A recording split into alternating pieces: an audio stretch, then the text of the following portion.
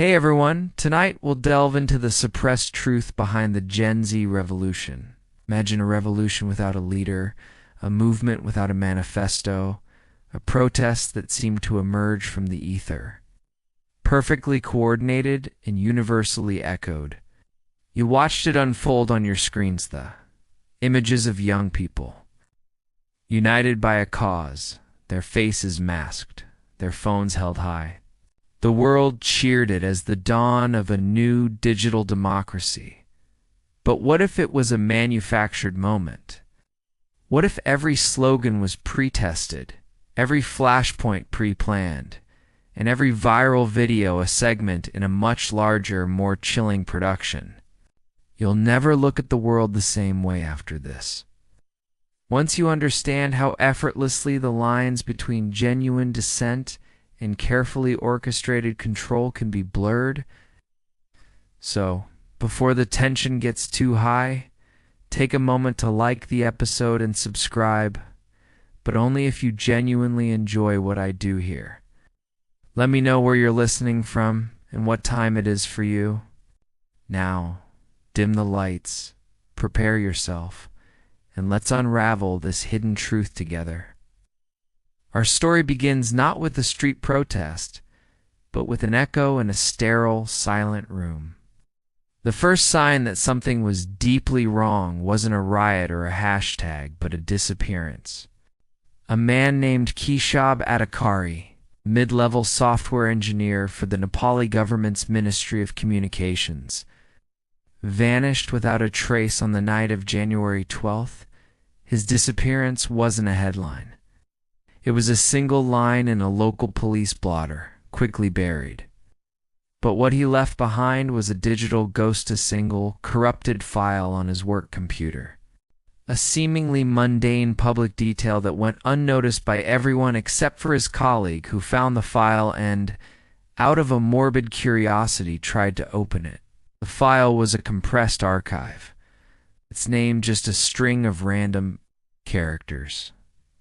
4A7361736564. It was impossible to decompress. But a header snippet remained readable. It wasn't code. It was a cryptic quote from an obscure 17th century text on philosophy and warfare. The true victory is to make them believe they have won on their own accord. A bizarre, quirky detail for a tech guy to have on his work computer. Adhikari was known for his love of old texts, but this felt different, less like a hobby and more like a signpost. The quote was a perfect, chilling riddle, a tiny seed of doubt planted in the mind of anyone who read it. It was a secret society's whisper. But the real question remained. Was Adhikari's disappearance a coincidence? Or was he silenced for what he knew? Was this corrupted file a mistake? Or was it a deliberate breadcrumb left for someone to find? You are now staring at this single line of text on a dark screen, a digital echo of a man who is now gone. The room is silent except for the low hum of the computer. The cursor blinks. You feel a sense of dread, the kind that comes from realizing a simple fact is actually a piece of a much larger, more frightening puzzle. You try again to open the file. Nothing, but the message is clear. It's a warning, a coded message from a ghost, and you've just begun to follow it. The digital world is a place of endless echoes. It's every post, every like, every search query leaves a trail. The irony of the Gen Z revolution was its eerie lack of a meaningful digital footprint. You'd expect a truly organic, social media-fueled movement to be a storm of decentralized chaos, a million different threads, a cacophony of voices, the digital equivalent of a citywide traffic jam. Instead, what emerged was a single, clean narrative, almost impossibly synchronized. The hashtags were uniform, the visual aesthetics of the protest photos were identical, and the protest chants recorded and shared on TikTok were perfectly in sync, down to the rhythm and intonation. This wasn't the sound of spontaneous rage. It was the sound of a well-rehearsed choir. This curious lack of digital fingerprints became a verifiable historical fact that few news outlets questioned. So focused were they on the feel-good narrative of youth-led change. Remember Atacari, the vanished software engineer? His corrupt file, the one with the enigmatic, quote, "led us down a rabbit hole"? We discovered he was not just a coder, but a data analyst. His final, failed project was to create a tool to clean up the government's digital archives, a task so mundane it was nearly invisible. But in the process, he must have stumbled upon something that explained why a revolution with millions of participants left a footprint cleaner than a freshly mopped floor. We started to dig into the digital debris. We looked for the chaotic chatter, the competing factions, the early, disorganized posts that should have preceded the unified movement. They simply didn't exist. Instead, we found a bizarre criminal method, a series of ghost accounts. These weren't bots. These were profiles of real, deceased individuals whose social media accounts had been subtly reactivated. They posted single lines of text, perfectly timed and thematically aligned, just before a major online trend or protest action was initiated.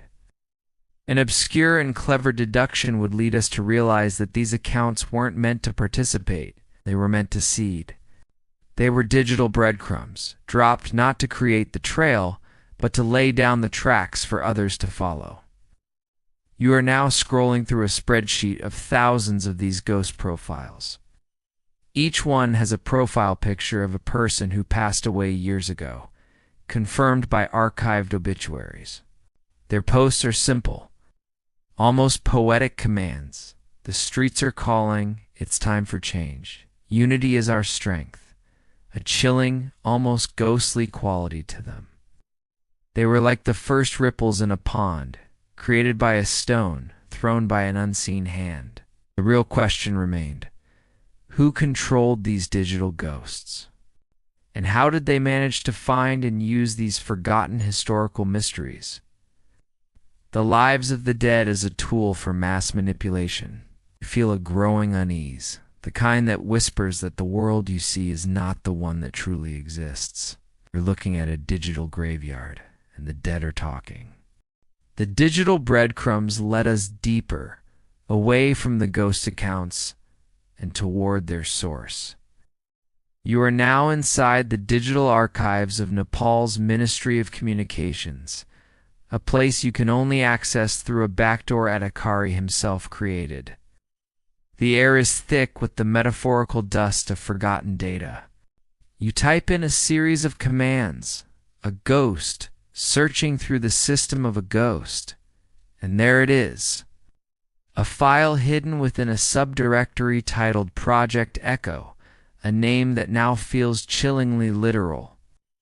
This was a verifiable historical fact, though it was never meant to be. The file itself was a single, innocuous-looking audio clip, just 14 seconds long.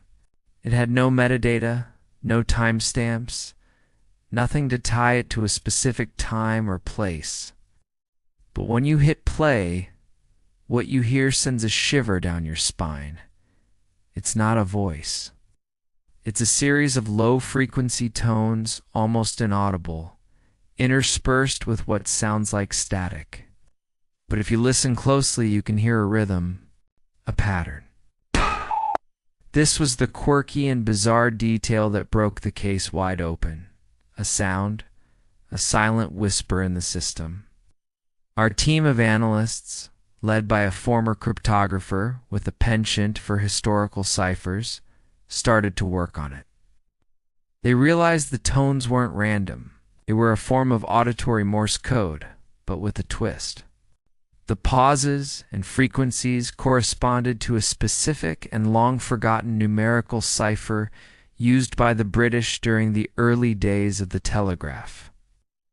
This was the work of someone with a deep, almost obsessive knowledge of historical mysteries and codes. The message, once decrypted, was short and cryptic. The signal is in place. The swarm will rise on the sound of silence. Await the shepherd. What does this mean? A shepherd could be a person, a code name, or something else entirely. It was the first direct reference to a deliberate, planned operation. The real question remained. What was the signal, and what was its connection to a political uprising? How could a 14-second audio clip trigger a nationwide protest? Was this sound wave some kind of psychological trigger? A signal sent out to an unsuspecting populace? It felt like we were watching the beginnings of a viral event, not on social media, but in the very air itself. The air crackles with a subtle tension. You're no longer just an observer. You're now a part of this unfolding mystery, holding a key that could unlock a world of government secrets and hidden truths. You listen to the sound clip one more time? The static seems to hum with a secret, and you can't help but wonder what will happen when the swarm is finally unleashed.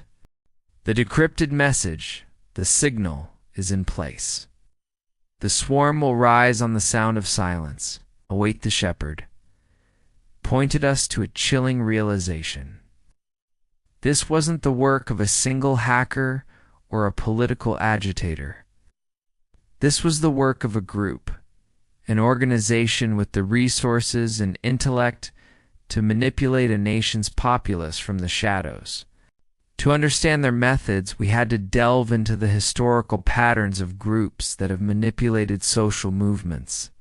It's a verifiable historical fact that throughout history, every successful revolution has had a clandestine, intellectual core group of strategists who stay out of the public eye. What makes this case different is the technology. The puppet masters of the past used printing presses and pamphlets.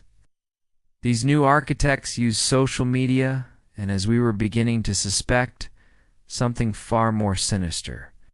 We found a bizarre detail in a declassified CIA document from the 1970s, titled Operation Mockingbird Revisited. The document, while heavily redacted, spoke of a project to weaponize ambient sound to induce specific psychological states in a target population. This was a footnote in the history of government secrets, a quirky detail on a dusty page. They called it psychoacoustics. The idea was to embed subliminal messages within seemingly harmless tones or music. Messages that bypass conscious thought and target the emotional centers of the brain. When we re-examined the 14-second audio clip from Adhikari's computer, we brought in a specialist in psychoacoustics. What he discovered was chilling. The clip wasn't just a coded message.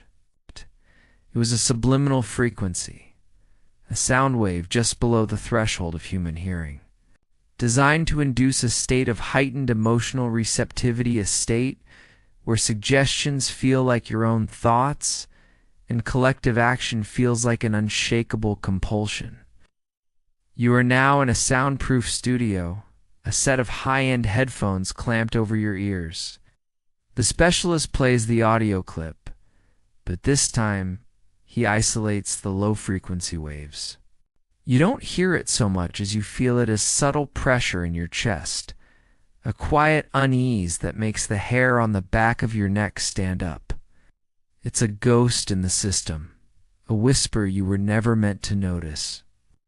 The real question remained: who possessed this sophisticated knowledge and technology? Was it a government agency, a rogue scientific community, or something else? And if they could induce a revolution, what else could they do? The silence that follows the clip is more unnerving than the sound itself, because now you realize that every sound you hear, every song on the radio, every ambient hum could be a tool of control. The trail of psychoacoustic manipulation and ghost accounts led us to a single name, whispered in the margins of a forgotten academic paper: Dr. Alok Sharma. He was an expert in both sociology and neurolinguistics, a genius who fell out of favor with the academic community after his controversial paper on precognitive social conditioning. The paper outlined a theoretical framework for subtly shaping collective action by embedding specific triggers in public media. It was a verifiable historical fact, though it was dismissed as fringe pseudoscience. But as we dug deeper into his background, a chilling discovery emerged. Dr. Sharma had at one point been a consultant for a government think tank, a program codenamed Project Nightingale. This brings us to the most unsettling part of our investigation. Within the depths of a dark web forum, frequented by ex-intelligence officers and disillusioned academics, we found a file. Its title was innocuous: Sociopolitical Survey 2.1. But the contents were anything but. It was a previously classified document outlining a social engineering project, the first draft of a plan to test Dr. Sharma's theories on a real population. The document described a system for disseminating narrative seeds through controlled media channels and, most shockingly, through a network of clandestine audio transmitters hidden in public spaces. It was a bizarre detail, a literal ghost in the machine. These transmitters were designed to broadcast the low-frequency signals we found in Adhikari. It's filed the same signals that could induce a state of heightened emotional receptivity. You are now reading this document. The language is clinical, detached. It speaks of target populations and desired outcomes as if it were a business proposal. It lays out a timeline for an initial test run on a geographically isolated populace, a description that perfectly matches Nepal. You feel a cold dread creep into your heart as you realize this was, indeed, just a theory. It was a blueprint. But the real question remained: was this plan ever put into action? And if so, who was the final architect? Dr. Sharma's work was the theory, but who was the one who turned it into a reality? The document ends abruptly, leaving you with a haunting silence and the unsettling feeling that UVA just uncovered. The first page of a story you were never meant to read. The blueprint for Project Nightingale left us with more questions than answers. As you continue to dig, you start to notice something even more unsettling about the Gen Z revolution itself. It felt both organic and strangely artificial. This is a phenomenon sociologists call the uncanny valley, where something looks almost human but feels fundamentally wrong.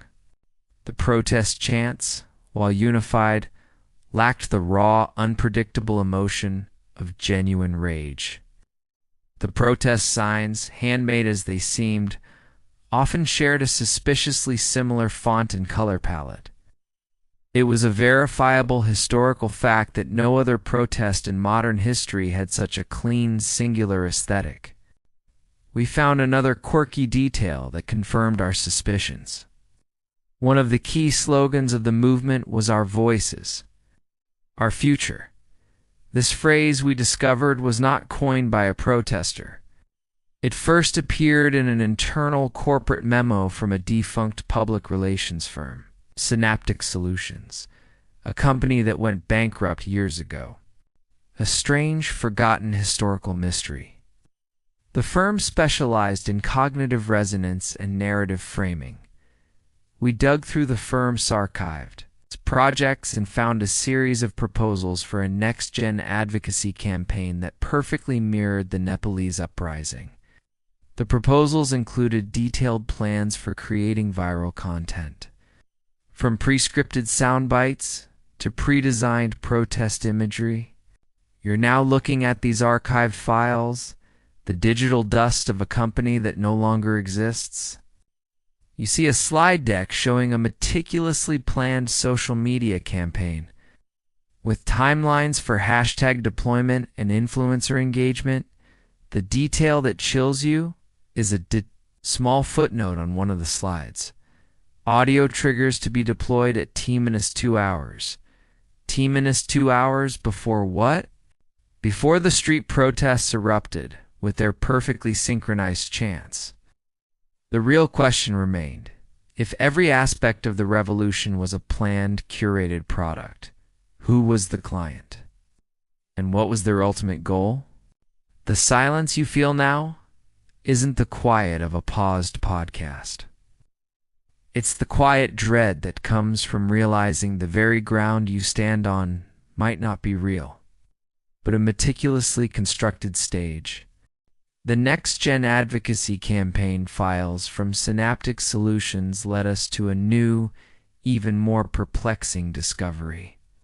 We were looking for the financial trail, the money that paid for the protest signs and the ghost accounts. But instead, we found a series of procurement orders for what was listed as ambient audio transmitters. It was a verifiable historical fact that these were small, weather-resistant speakers, but their listed function was a complete fabrication. The documents claimed they were for wildlife acoustics research, a bizarre criminal method, hiding in plain sight. This led us to a deep dive into the strange low-frequency signal we first discovered. We brought the audio clip to a brilliant, reclusive acoustical engineer named Anya Sharmano, relation to the infamous Dr. Alok Sharma, she insisted. Anya ran a series of advanced spectral analyses. What she discovered was a secret so profound it made our blood run cold. The signal wasn't just a low-frequency hum. It contained an embedded harmonic layer, a series of tones just at the edge of human perception. This quirky, bizarre detail was the key. She explained that these specific tones, when combined, create a phenomenon known as acoustic entrainment. It's the same principle that makes a lullaby calming or a war drum exhilarating. Your brainwaves naturally sync up with the rhythm and frequency of the sound. The signal we were hearing was designed to entrain the brainwaves of a listener into a state of heightened suggestibility, almost like a hypnotic trance. You are now in Anya's lab, the air heavy with the scent of ozone and old electronics. She plays the signal again, this time with a visualizer that shows the hidden layers. You see the harmonic frequencies ripple across the screen, a mesmerizing, almost beautiful pattern. Then Anya overlays it with a graph of real-time brainwave activity. You watch, horrified, as your own brainwaves begin to slowly, subtly mirror the pattern. The real question remained: where were these transmitters? And how could an entire population be exposed to such a signal without anyone noticing? It was a whisper network, but one that was completely silent, broadcast to a populace who was none the wiser. The truth, you realize, isn't something you find. It's something that finds you seeping into your mind without your consent. The trail of the ambient audio transmitters led us to a military-industrial project so deeply buried it seemed to exist only in classified whispers. It was a program from the late Cold War, codenamed Project Black Box, and it was a verifiable historical fact that few outside the highest echelons of power ever knew about it. Its official purpose was listed as advanced meteorological forecasting, but we unearthed a series of internal memos that painted a far darker picture. The project was designed to study the effects of low-frequency sound waves on large land masses. But its true, classified objective was psychological. The documents described a system for deploying subaural resonators to stabilize and influence populations in volatile regions, This leads us to a bizarre detail we found in a forgotten archive. A former military contractor for Project Black Box wrote a memoir, never published, that we found on a private server. In it, he describes a secret meeting he attended in the early 1990s. The meeting wasn't about weapons or technology, but about culture.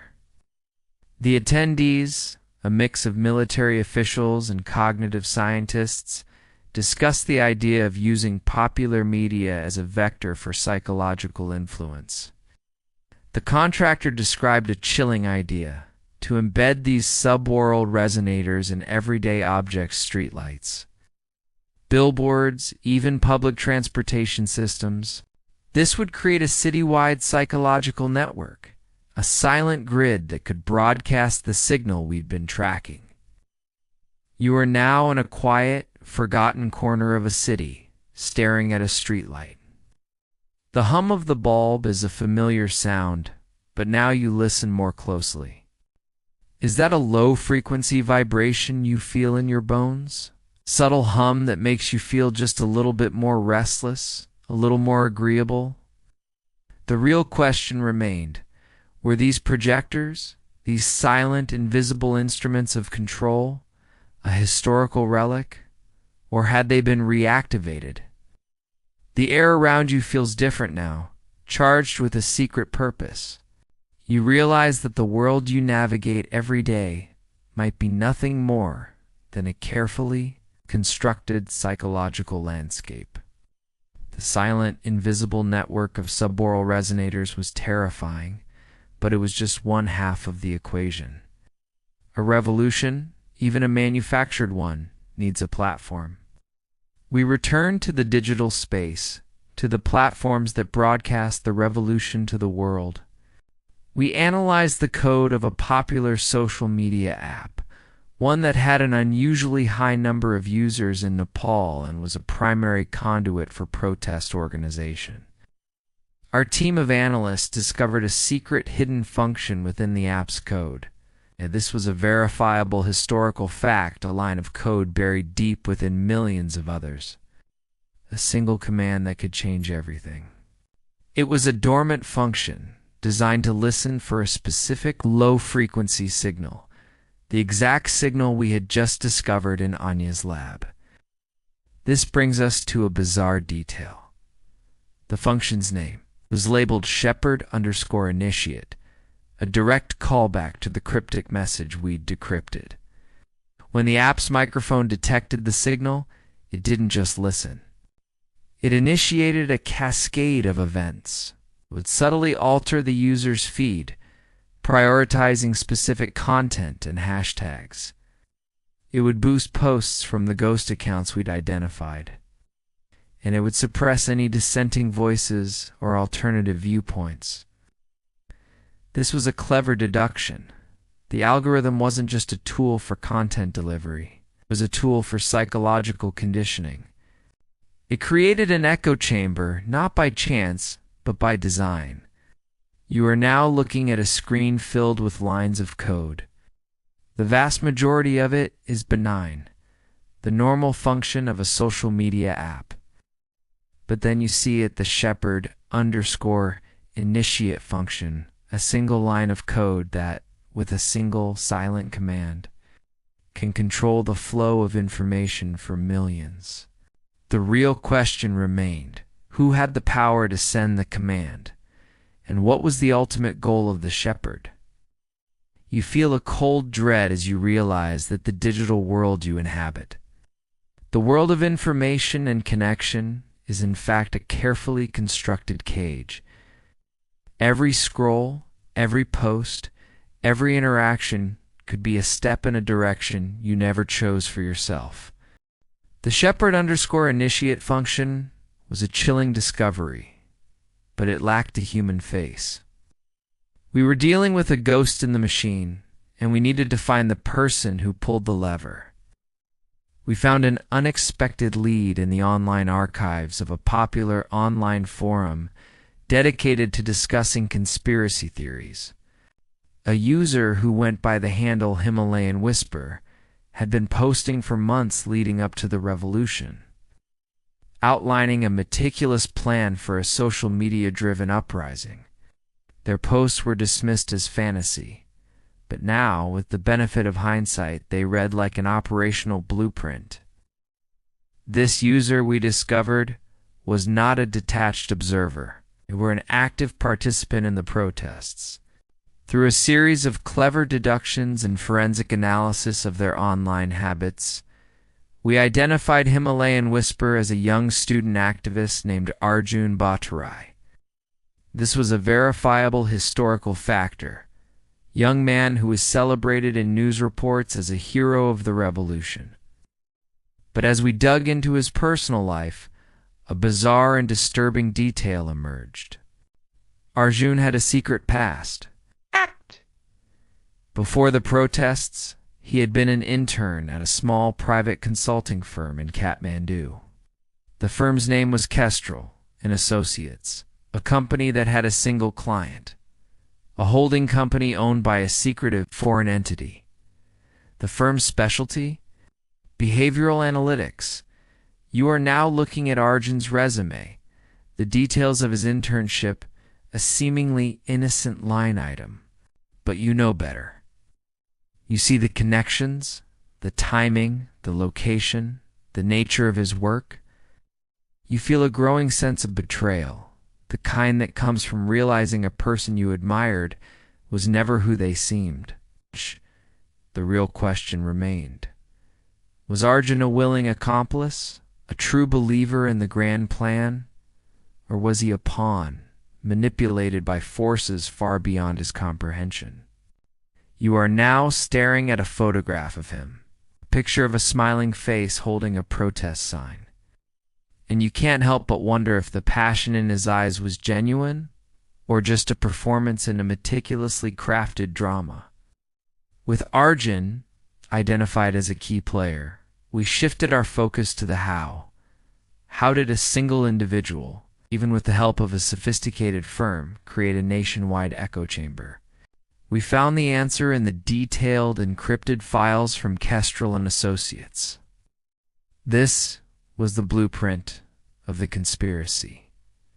It wasn't about convincing people of a specific idea. It was about creating an environment where a specific idea was the only idea they could see. This was a verifiable historical factor masterclass in information control. The blueprint detailed a sophisticated psychological operation. It wasn't just about the shepherd_initiate function or the ghost accounts. It was about a three-pronged attack. First, emotional amplification. They identified highly emotional or resonant content and used the ghost accounts to amplify it, creating a viral loop. Second, narrative saturation. They flooded the online space with a single, unified narrative, using a network of seemingly disparate accounts and bots to make the message appear widespread and organic. The bizarre and quirky detail was their use of linguistic analysis to identify the perfect slogans phrases that contained both a sense of rebellion and a subtle undercurrent of obedience to a new but unknown order. Finally, dissident suppression. Any post, any comment, any voice that went against the narrative was not censored. Instead, it was shadow banned, made invisible to all but the user who posted it. You are now looking at the code for this function, a clever deduction on our part, named Orwellian moot. You are now in the digital equivalent of a padded cell, space where you can scream as loud as you want, but no one can hear you. The air is thick with the silence of 100,000 suppressed voices. The real question remained. What did the architects of this plan hope to achieve with their perfect echo chamber? What was the final act in this carefully orchestrated play? The silence is deafening, and you realize the most dangerous conspiracy is not the one you can see, but the one you are trapped inside. The technical and psychological blueprint was complete, but it needed one more thing: money. We returned to the encrypted files of Kestrel and Associates, this time following a different trail. We were looking for a large, visible transaction, but we found a bizarre criminal method instead. The funding for the entire operation came from thousands of untraceable microtransactions. These were small amounts pennies, sometimes less, that came from a network of dormant, anonymous cryptocurrency wallets. Each transaction was too small to flag as suspicious, and the sheer volume made them impossible to trace. This was a verifiable historical factor. Brilliant and terrifying way to fund a revolution. We brought in a financial forensics expert, a man who specialized in following the invisible money of hidden truths. He found a quirky detail in the code of the cryptocurrency wallets. They were all tied to a single master address. The address, a long string of random characters, was a ghost account. It had no name, no owner, no history. But every few days, it would receive a single, large sum from an equally anonymous source. And then it would immediately distribute that money in microtransactions to the thousands of smaller wallets. A clever deduction revealed this was a classic laundering scheme, designed not to hide large sums of money, but to distribute them without a trace. You are now watching the money move, a silent, invisible river of digital currency flowing from a ghost account to fund a revolution. The screen in front of you is a visualization of the transactions, a beautiful, mesmerizing web of lines and dots. But you know the truth. This beautiful web is a conspiracy, a network of lies and manipulation. The real question remained: who owned the master wallet? Who had the resources to move such massive sums of money without a trace? The hum of the computer is the only sound, and you feel a chilling sensation, the sense of a phantom hand pulling the strings of the world. The digital ghost account and its network of microtransactions were a dead end, perfectly constructed wall. We needed a new way in. We went back to our very first clue, the corrupted file on Keshab Adhikari's computer. It's the one with the cryptic quote: "The true victory is to make them believe they have won on their own accord."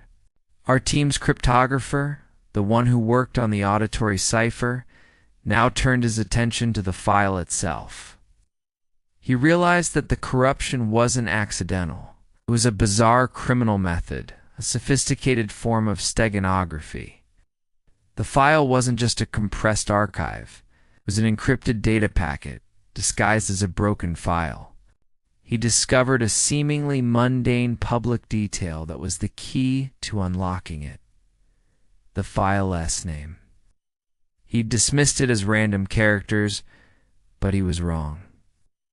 For a 7361, 736564 was not random. It was hexadecimal code.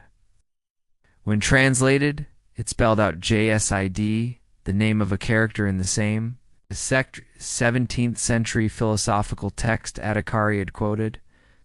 But the real clever deduction was this: the name wasn't the password. It was the key to a second, more complex cipher that Adhikari had embedded in the file's metadata. This was a classic literary cipher, a secret message hidden in plain sight, a forgotten historical mystery. The metadata contained a series of numbers that corresponded to specific words in the philosophical text. You are now watching the cryptographer work, his fingers flying across the keyboard. He types in the numbers, and a new message appears, not on the screen, but in a small hidden window. It is a single line of text: "The truth is in the mountains," a simple yet profound revelation. The financial conspiracy, the PS ops, the algorithmic manipulation, all of it was just a diversion. The real conspiracy, the hidden truth, lay somewhere else entirely. But the real question remained: what truth was hidden in the mountains? And who was Jasta's character in a book, or a real person, a secret accomplice? The file is now open, and you are staring at the words that could change everything. The trail of the truth is in the mountains led us to an unexpected human element, a flaw in the perfect machine. We traced the ownership of the abandoned Kestrel and Associates to a reclusive, brilliant financial analyst named Sanjaya Coriella. He was the ghost account financier, the man who funded the entire operation from the shadows. Coriella, a verifiable historical fact, was known for his eccentric behavior and his obsession with historical cryptology. He had a personal library filled with rare texts, including a heavily annotated version of the 17th century book that Adhikari had quoted. This brings us to a bizarre detail, a photograph we found in a dusty, forgotten album. It was a picture of Coriella as a young man, standing next to a smiling Keisha Adhikari.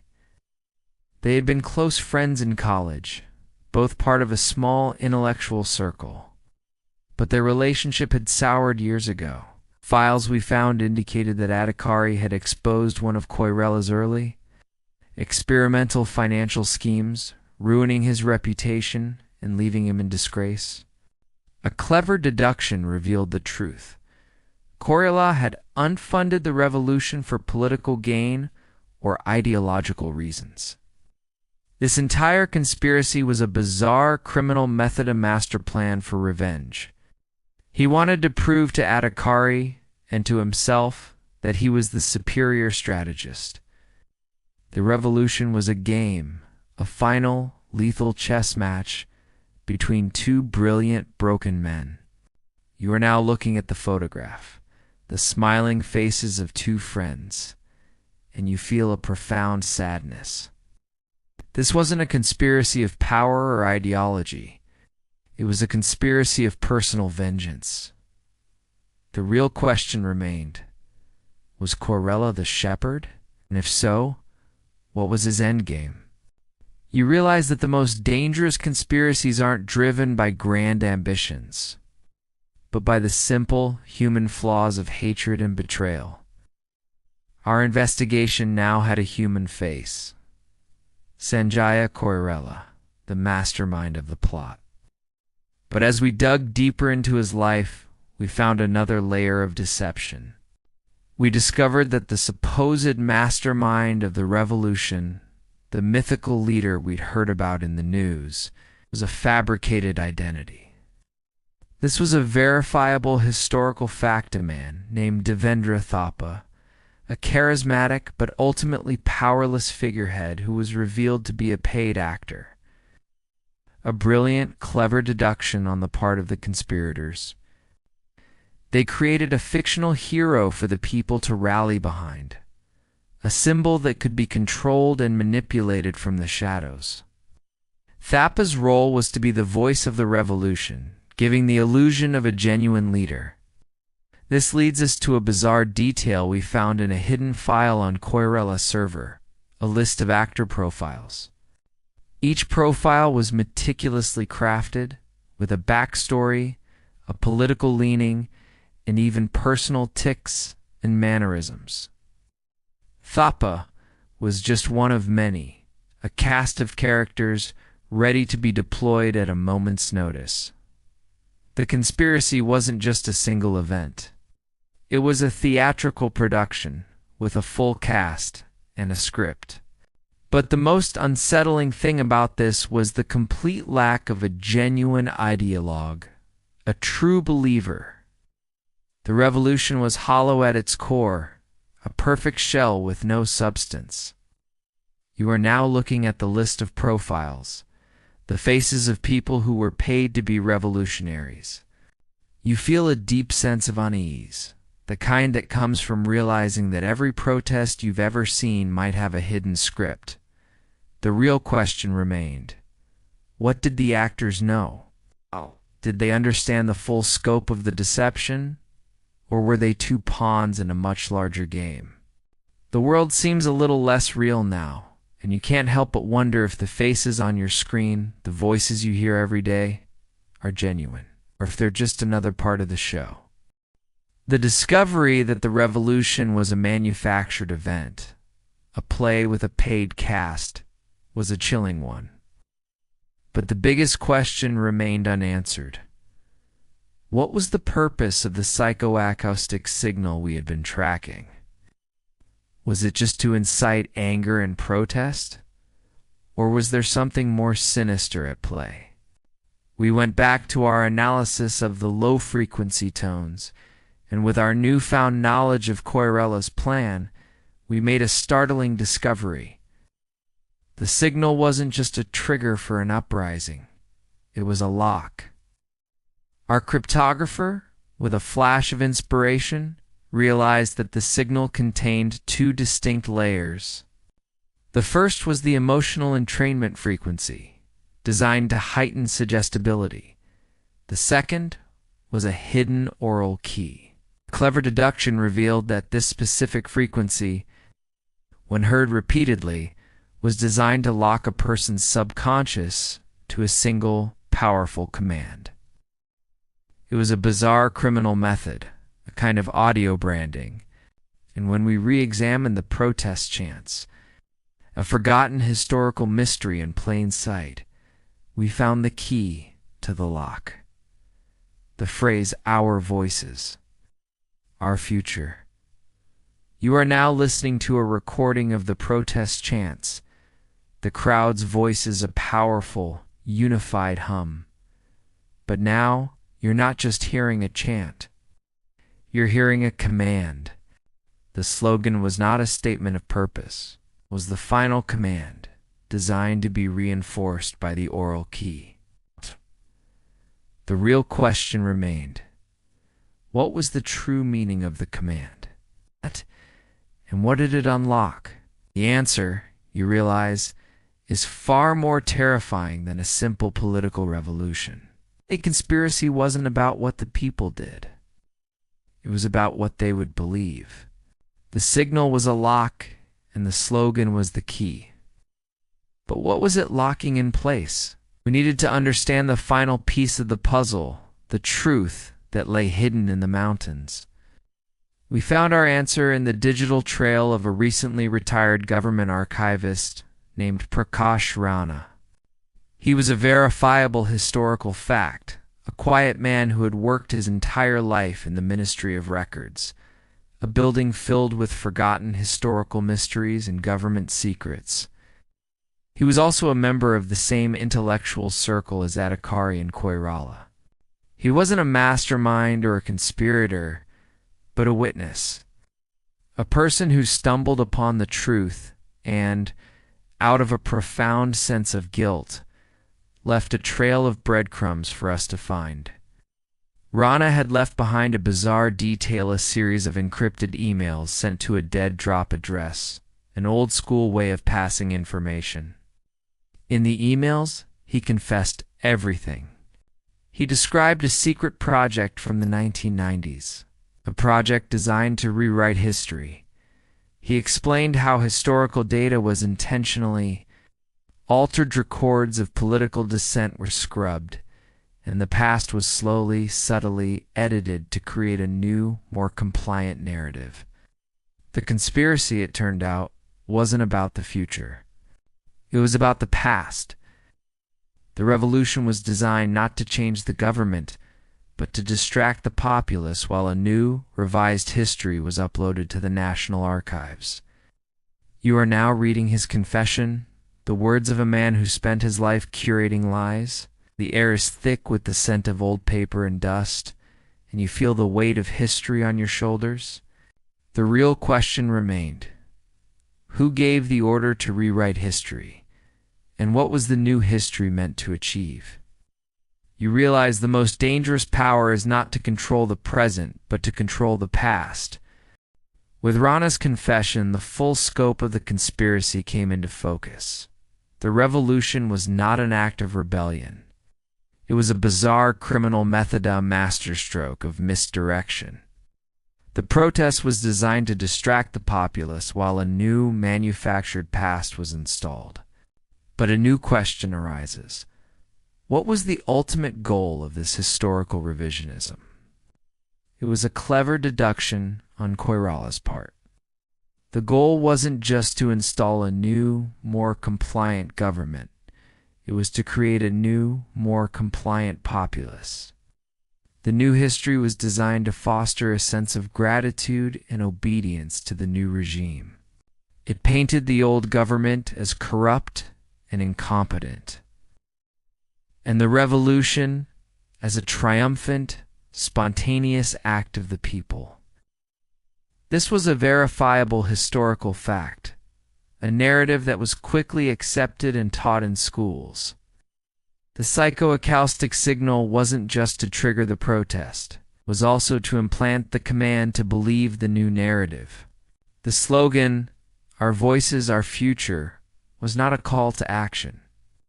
It was a command to accept the new reality, to believe that you had created it yourself.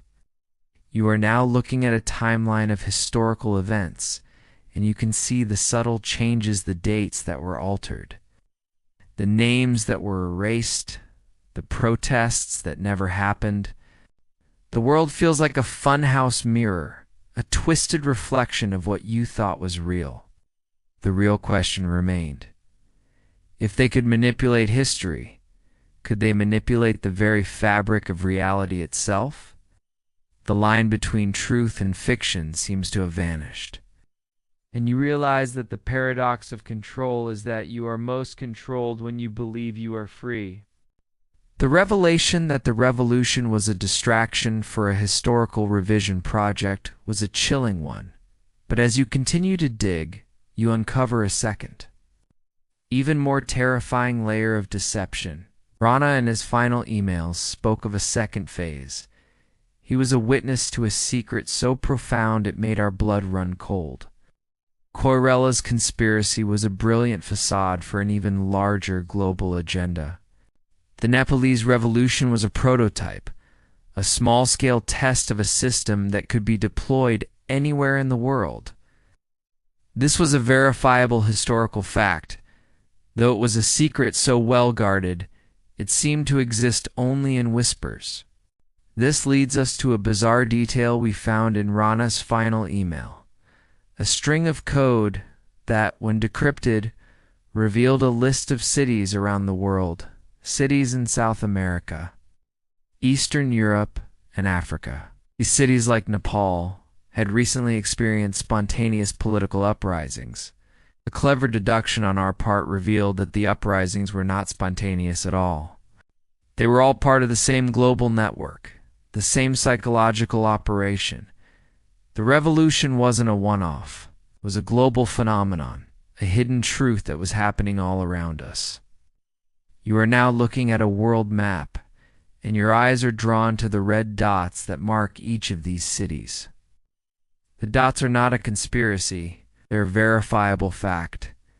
The air is thick with a chilling silence. And you can't help but wonder, if they are all connected, what is the ultimate purpose of this global conspiracy? The world you thought you knew, the world of sovereign nations and political dissent, has vanished. In its place is a silent, global network of control. The global network of manufactured revolutions points to a secret society, a group operating on a scale so vast it defies imagination. We needed to understand their motivation. We found a bizarre detail in the metadata of the files from Kestrel and Associates. A small, almost invisible logo. It wasn't a corporate emblem or a government seal. It was a stylized helix, a double helix. A clever deduction on our part revealed that this was the symbol of a long-forgotten philosophical society from the early 20th century, a group that called themselves the Architects. They weren't a political or a religious group. They were a philosophical one, a small, intellectual elite obsessed with the idea of social evolution. Their core philosophy, A verifiable historical fact we found in a dusty private archive was that humanity, left to its own devices, would inevitably self-destruct. Their solution was to guide humanity's development from the shadows, to design a better world. They saw themselves not as rulers but as gardeners, pruning the unwanted parts of society and cultivating a new, more perfect one. The revolutions were not about power, they were about control. A method for ensuring humanity's survival by removing its most dangerous element: free will. You are now looking at a photograph of the symbol, a clean, elegant design that seems so out of place in a world of political chaos. You feel a growing sense of dread, the kind that whispers that the world you live in is a garden, and you are just a plant to be tended. The real question remained: who were these architects? And how did they manage to remain hidden for so long? The world feels like a terrarium, a small enclosed space being watched and manipulated by silent, invisible hands. The confession of the archivist, the blueprint of the social engineering, and the ghost accounts all pointed to a single, tangible location: an old, forgotten, Cold Warrior bunker deep in the mountains of Nepal. The truth in the mountains from Adhikar's cipher.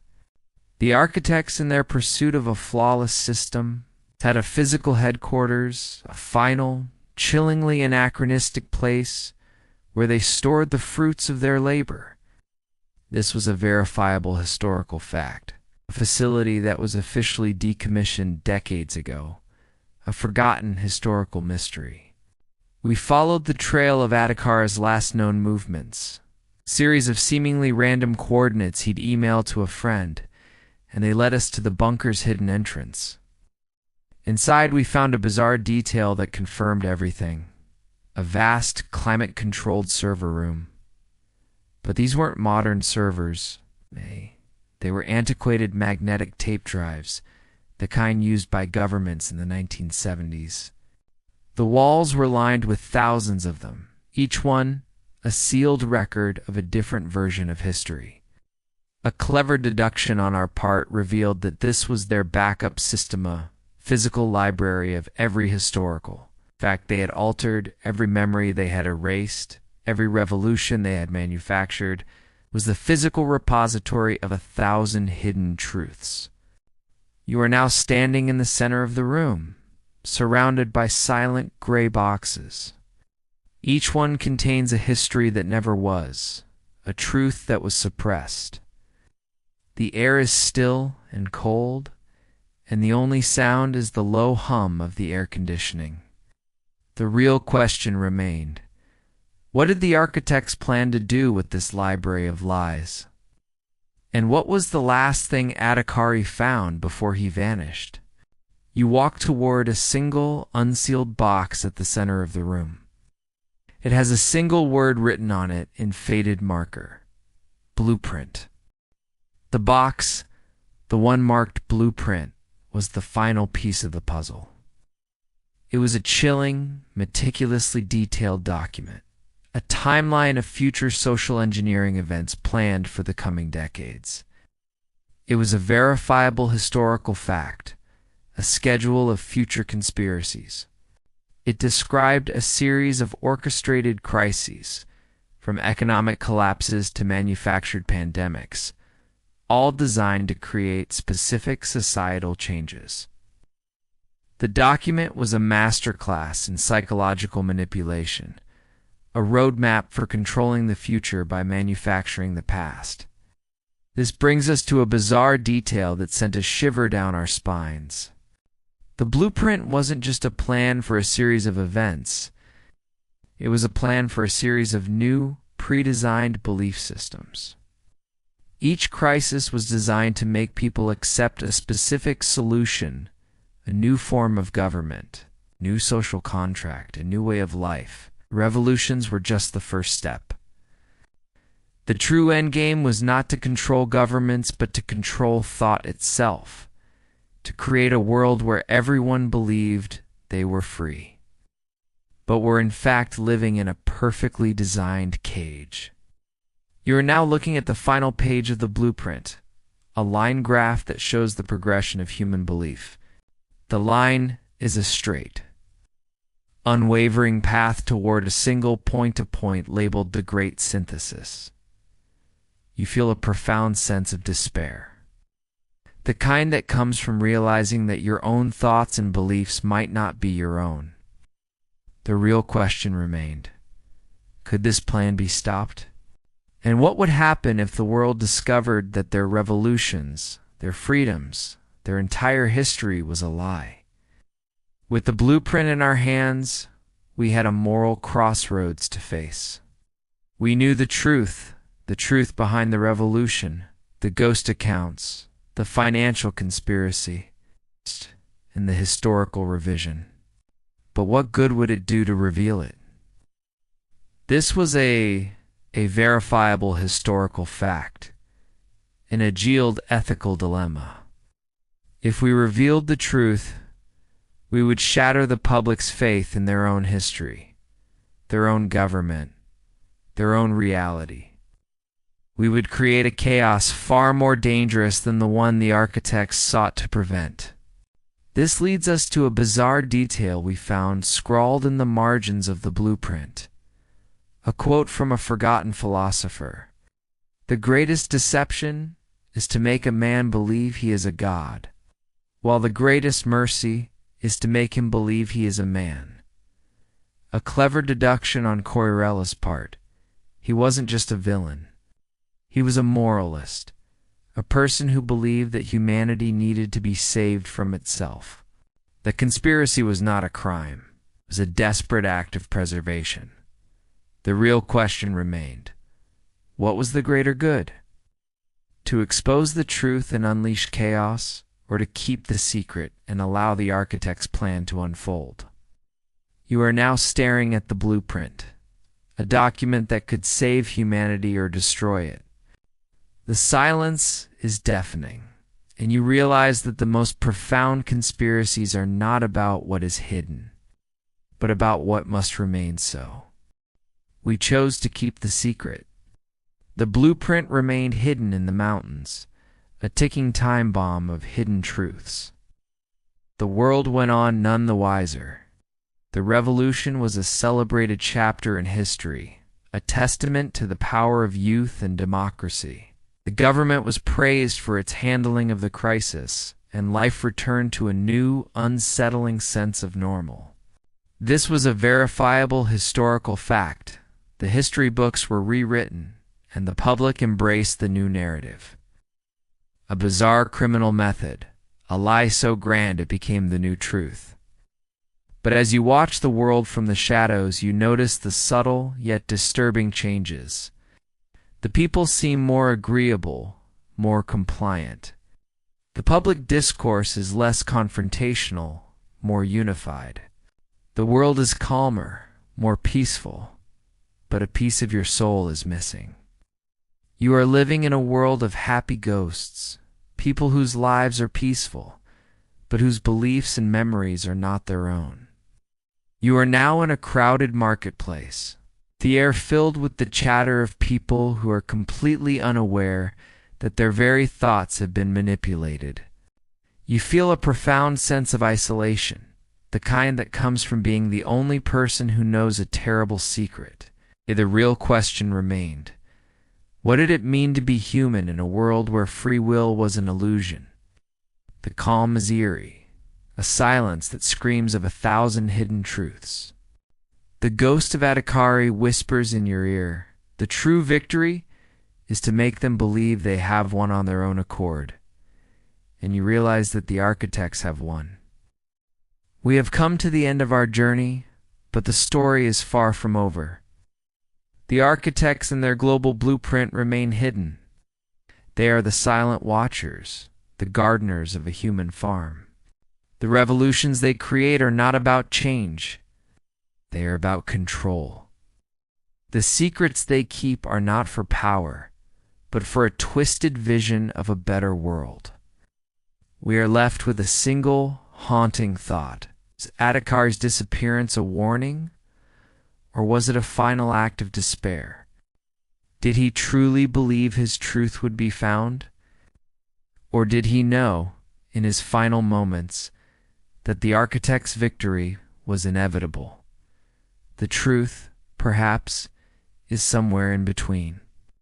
And so, we are left with a lingering question for you, the listener. You have heard the evidence, you have seen the blueprint, you have felt the psychological manipulation. The world you live in is a beautiful, terrible lie. But what would you do? Would you expose the truth and risk shattering the world? Or would you keep the secret and allow a benevolent yet terrifying form of control to continue? The choice, it seems, is ours to make. And the greatest conspiracy of all is the one we are all a part of. The hum of the air conditioner is the only sound, and the final word is a whisper, a word that echoes a simple yet profound question. What would you do?